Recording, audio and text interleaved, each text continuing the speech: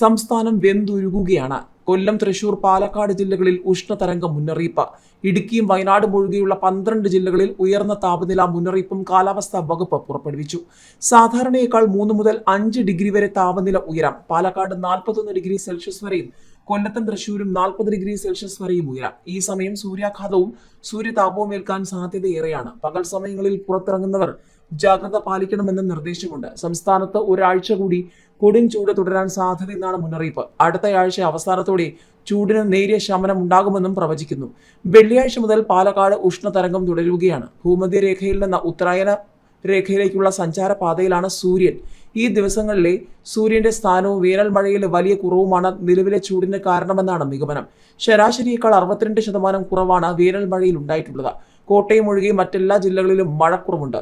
ഊട്ടിയിൽ ചരിത്രത്തിലെ ഏറ്റവും ഉയർന്ന താപനിലയാണ് രേഖപ്പെടുത്തിയത്.